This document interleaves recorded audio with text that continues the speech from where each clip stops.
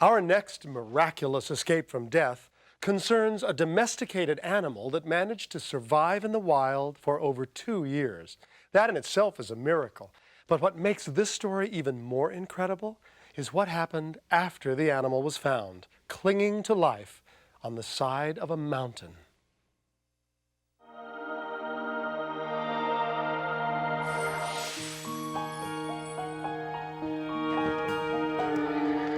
The horse was discovered stranded on a mountain near Birdseye, Utah, by 2 cougar hunters.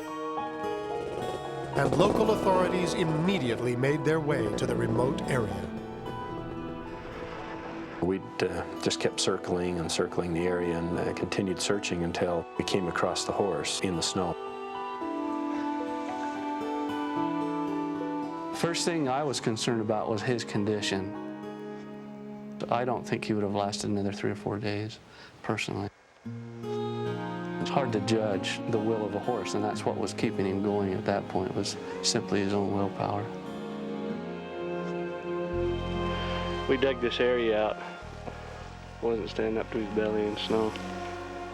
I felt like the option of destroying the horse was probably going to be a very real possibility.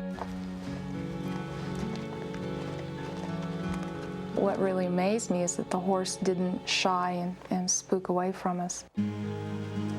He wanted attention. He liked being petted. He was a sweet horse. I really liked him. I didn't want to leave him up there. I don't think anybody else did either. They decided to name the horse E.T. because he'd been left behind with no way home. The reason that we decided to rescue the horse was that it was obvious that horse belonged to someone.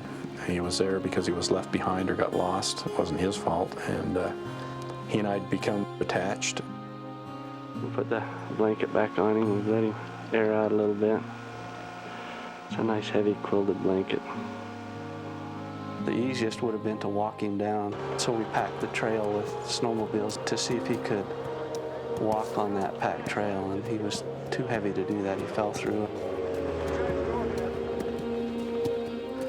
So we eliminated that, and that left us with airlifting him with a helicopter. Our problems with removing him with a helicopter was, first of all, we don't have a helicopter. We approached the local newspaper and television station, asked them if they would give us some help in running a little story on this animal and indicate that we'd like to rescue it and needed a few dollars to do that. The Army caught the story on the news. So I called up the Utah County Sheriffs, and I explained to them that we did have a helicopter and that we had permission from our chain of command to do this. We made arrangements and actually set a time to airlift the horse off of the mountain. They also arranged for a veterinarian to give E.T. a sedative prior to its nerve-wracking flight. I wonder if he's broke. Yeah, he is. E.T.'s temperament was exceptional. Rather surprising for an animal that had been away from people. The horse is just a sweetheart. We brought in the harness that we were going to airlift him off the mountain. It was built for moose and elk, and we weren't sure it was going to work.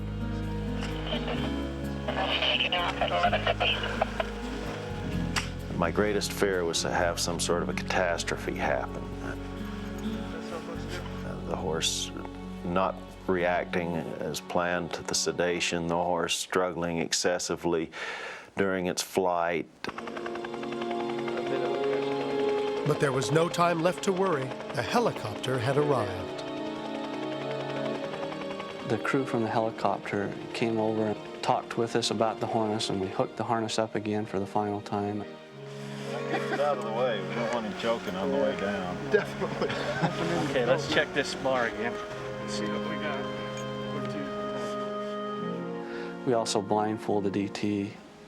So that he couldn't see what was going on and become frightened with being lifted off of the ground. And moments later, E.T. was flying home. The actual flight was probably not more than about 10 minutes. But Once we hovered over the top of the horse, we couldn't see the horse at all, and I was very concerned about dropping him.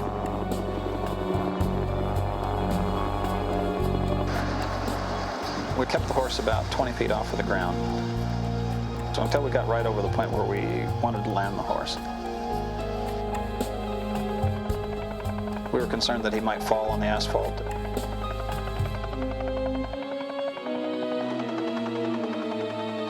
When the horse's feet finally touched the ground, 2 or 3 people rushed out to stabilize the horse. From that point on, we knew we had it made. We ran over it and we unhooked him, and we took the towel off of his eyes, and we started walking him around to walk this medicine off of him. He seemed a little dozy when we got him onto the ground, but he perked out of that real quick. I was really excited that the horse was okay, and I'm glad that we were able to be a part of it and help him out. It was really fun.